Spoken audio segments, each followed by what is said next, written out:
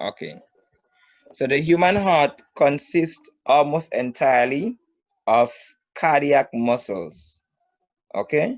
That's a special type of muscles that make up the heart. And these specialized muscles are able to beat or contract and relax 70 times a minute, okay, for approximately 100 years. Okay, it varies from person to person without getting tired. Okay, the heart is the pump of the circulatory system. Okay, so it pumps blood throughout the body, right? As the heart contracts, it squeezes blood through the blood vessels, right? Applying pressure on the blood so the blood could move from one point in the circulatory system to the next. Now, the blood must flow through blood vessels in order to get to the different cells of the body and tissues. Okay? And while it flows, it must overcome the pressure of our bodies by the atmosphere. Okay, so the heart must constantly pump with a maintained force to get the blood effectively around the body.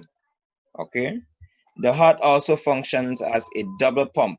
So in humans and mammals in general, we say that we have a double circulation. So first of all, they need to get blood from the heart to the lungs, and then you also need to get blood from the lungs back to the heart, and then the heart again need to pump blood through the rest of the body. So the first circulation takes blood to the lungs and back. Okay, the second circulation takes blood from the heart to the rest of the body. So it's a double circulation, right? So that's what we mean by the heart being a double pump. Okay, so when the blood enters the right side of the heart, okay, it goes into the ventricle, the right ventricle, then it's pumped to the lungs through the pulmonary artery. Okay, after it comes from the lungs, it will journey along the pulmonary vein back to the left side of the heart, okay, into the left atrium. It will then flow into the left ventricle, and the left ventricle would pump the blood through the aorta, which is the largest artery in the body, the aorta. Okay, it would pump blood through the aorta to the rest of the body. Good? So let me just go over that again. Blood enters the right side of the heart, right? It enters the right atrium, okay? From the right atrium, it goes to the right ventricle. From the right ventricle, it is pumped out of the heart through the pulmonary artery. The pulmonary artery carries it to the lungs for oxygenation, so the oxygen can be added to the blood, okay? From there, it travels through the pulmonary vein back to the heart, the left side of the heart, okay, specifically the left atrium. Now the left atrium would then carry to the left ventricle. The left ventricle would then pump the blood through the aorta to the rest of the body cells. So that's why it's called a double circulation. So before the blood coming, when the blood comes into the heart for the first time, it must pass through the heart twice before it enters a body cell. Hi? As I was just explaining now, that Elise opposed to like, I don't know what was going on. I didn't hear carefully. You're kind of breaking up. The days that was moving, it was that. I'm not hearing. Sorry. Can you type it in the chat? So the laser wasn't moving, it was explaining the diagram. Oh, yeah. Sorry. Let me do it over.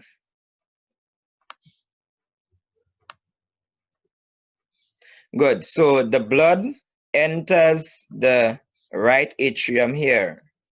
Okay? From the right atrium, it would move into the right ventricle. Good.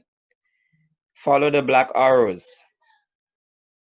Good. So from the right ventricle, it would then move through the pulmonary artery to the lungs. You see where it says to the lungs here? It would move to the lungs. Now, after coming, when it gets to the lungs, oxygen would be added to the blood. So it's going to the lungs for oxygenation.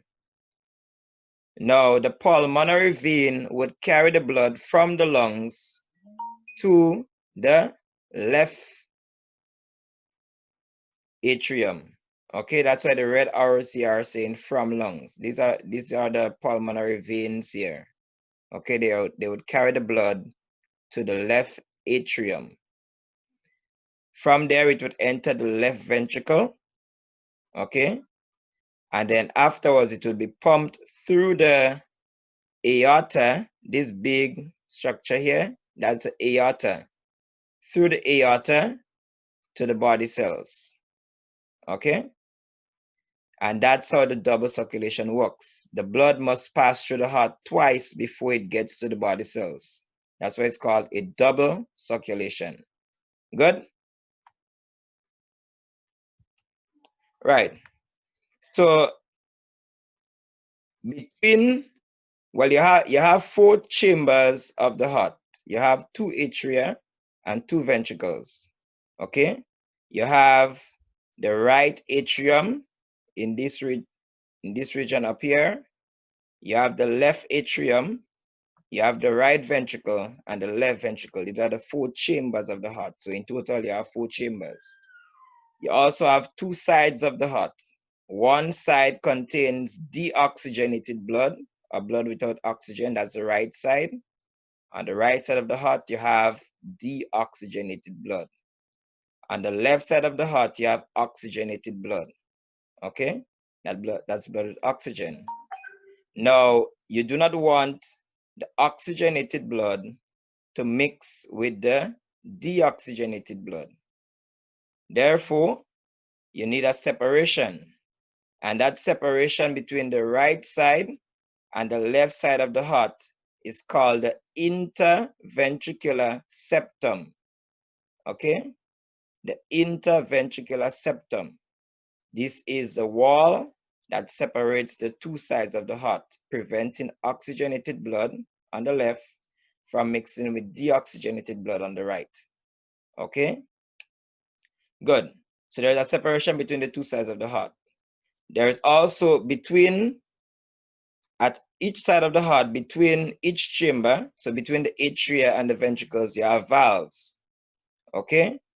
And these valves are called atrioventricular valves. Okay, so on the right side of the heart, the atrioventricular valve, atrio for atrium, ventricular for ventricle. So the atrioventricular valve on the right side of the heart would be the tricuspid valve. Okay, the tricuspid valve, and it's called tricuspid because it has 3 cusps.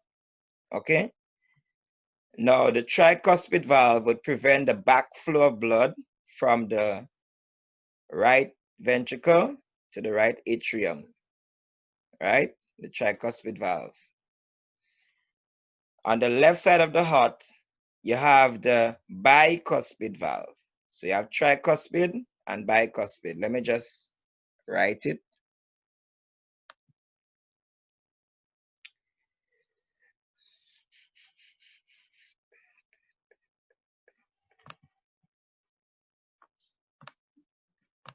So you have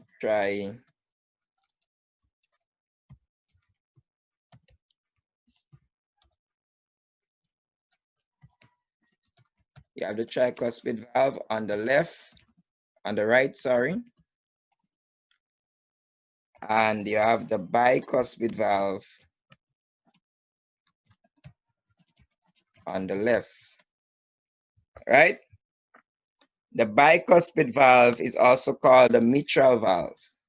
Okay, so AKA mitral valve. So you could take a note of that. On the right side of the heart, you have the tricuspid valve between the right atrium and the right ventricle. And on the left side of the heart, you have the, hold on.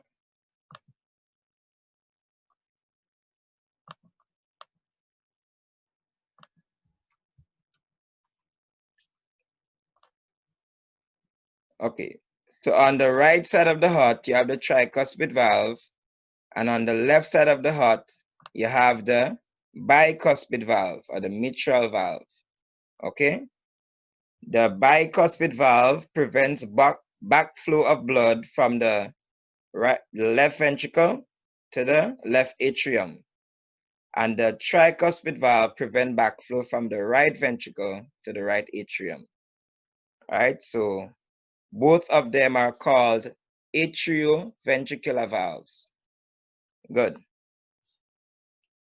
Now, blood empties into the atria from veins.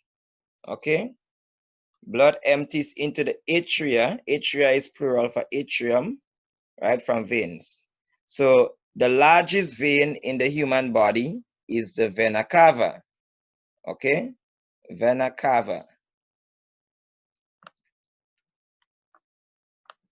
Okay?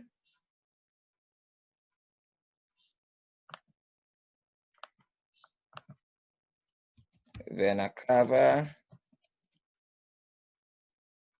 is the largest vein. Okay, and the aorta is the largest artery. Good. They are the vena cava. There are two branches of the vena cava.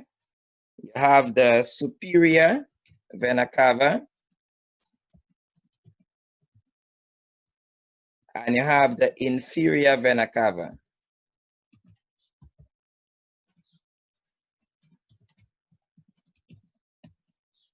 All right.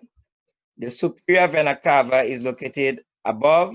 It carries blood from the head and the neck region into the right side of the heart. Okay. And the inferior vena cava carries blood from the lower part of the body to the same right side of the heart. So from the inferior vena cava and the superior vena cava, blood would enter the right atrium. Okay? From the pulmonary vein, blood would enter the left atrium. Okay, so both of them are veins and they carry blood into the heart. Okay? Hi. Repeat what you just said, please. Sure. The vena cava has two branches. You have the superior vena cava and the inferior vena cava.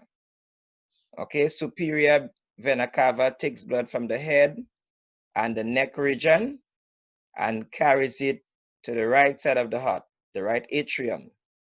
The inferior vena cava takes blood from the lower part of the body, like the legs and abdomen and so forth, and carries it to the same right atrium on the right side of the heart. The pulmonary vein carries blood to the left atrium, right? The left side of the heart. The vena cava is the largest vein in the human body. The aorta is the largest artery. The aorta carries blood out of the heart, okay? Specifically out of the ventricles. Good? When the ventricles contract, they force blood out of the heart. All right? Good.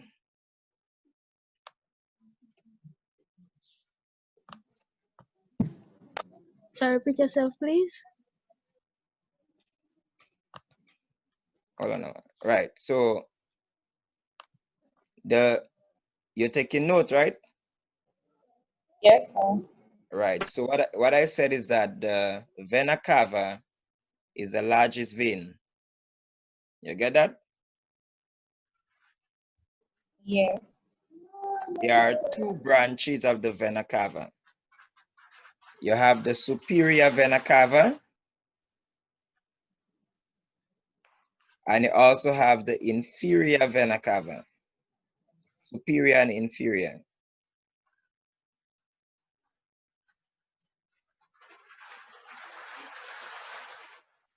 The superior vena cava takes blood from the head and neck region and carries it back to the right atrium.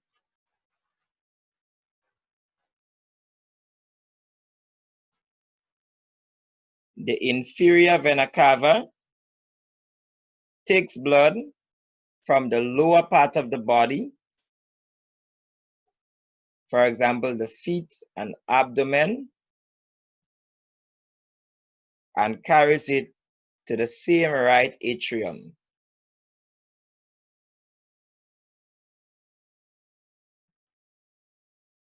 You got that?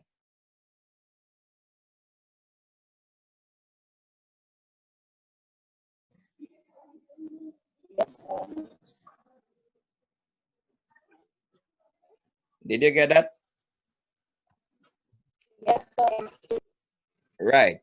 So remember, this is a vein, is the largest vein, so the blood in it would be deoxygenated.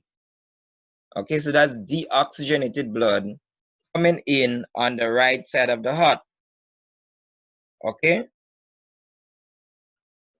the pulmonary vein would carry oxygenated blood to the left side of the heart, in the left atrium. Okay, and the pulmonary vein is the only vein that carries oxygenated blood. Okay, the pulmonary artery is the only artery that carries deoxygenated blood. All right. Now, the aorta is the largest artery. The aorta is the largest artery. It carries blood from the left ventricle to the rest of the body. Right? It carries blood from the left ventricle to the rest of the body. Good. So when the ventricles contract, when the ventricles, the left ventricle and the right ventricle contract, blood is forced out of the heart. Okay? Good. So we could move on. Now, the ventricles are much thicker than the atria. And the reason for that is because the ventricles have to pump blood at higher pressure. And not only higher pressure, but also over a greater distance. So the walls need to be thicker, right? Because they have to do more work. Now, remember I said that between each atrium and ventricle, you have an atrioventricular valve. On the left side, it's called the bicuspid valve, also called the mitral valve. And on the right side, it's called a tricuspid valve. Okay, that's the only name for a tricuspid valve. And those two valves prevent blood from flowing back from the ventricle into the atria when the ventricles contract. Remember, when the ventricles contract, you want the blood to be forced out of the heart, not back into the atria. So the valve between the ventricles and the atria need to close in order to prevent that backflow of blood. Now, there is also another type of valve in the heart. They are called the semilunar valves. Okay, the semilunar valves. And you have two types of semilunar valves. Let me just get a pen here. You have the pulmonary semilunar valve.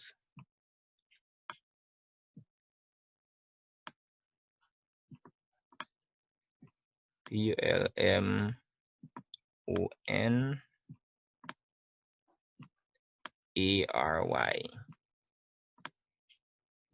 Right, you have the pulmonary semilunar valve. I'll just underline semilunar valve because writing kind of taking slow. And then you have the aortic semilunar valve.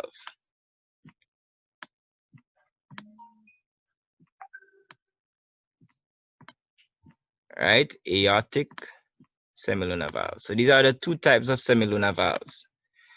The pulmonary semilunar valve would be located at the base of the pulmonary artery. Okay, at the base of the pulmonary artery. The aortic semilunar valve would be located at the base of the aorta, sorry. So the name gives it out. Pulmonary semilunar valve at the base of the pulmonary artery, aortic semilunar valve at the base of the aorta. And these valves prevent blood from flowing from, well, the pulmonary semilunar valve would prevent blood from flowing from the pulmonary artery back into the ventricle. Okay? The aortic semilunar valve would prevent blood from flowing from the aorta back into the left ventricle. So this one here, the pulmonary, prevents blood from flowing back into the right ventricle. The aortic semilunar valve prevents blood from flowing back into the left ventricle. Okay? Now, so you have the semilunar valves and you have the atrioventricular valves. Both types of valves cannot be open at the same time. So when the atrioventricular valve opens, the semilunar valves must close. Okay? When the atrioventricular valve open, the semilunar valve must close. When the semilunar valves open, the atrioventricular valves must close. Right? So remember that. Now, both valves are important for preventing the backflow of blood. The left ventricle has more muscular wall than the right ventricle, so it's much thicker. And if you go back to the previous slide, this is the left ventricle here. Notice the thickness of the wall. Okay, notice how thick the wall is. Here we have the right ventricle. Notice how thick the wall is. The left is much thicker than the right. Remember, the lungs is very close to the heart. The right ventricle has to pump blood to the lungs, which is a very short distance compared to the left ventricle, which has to pump blood through the entire body. So because of that added pressure on the left ventricle, the walls must be much thicker. Okay? And usually you use the thickness of the wall to determine which side of the heart it is. Okay? So for instance, in this half of the heart, notice this side here is the left, this side here is the right. And you know that because this wall here is thicker than this wall here, right?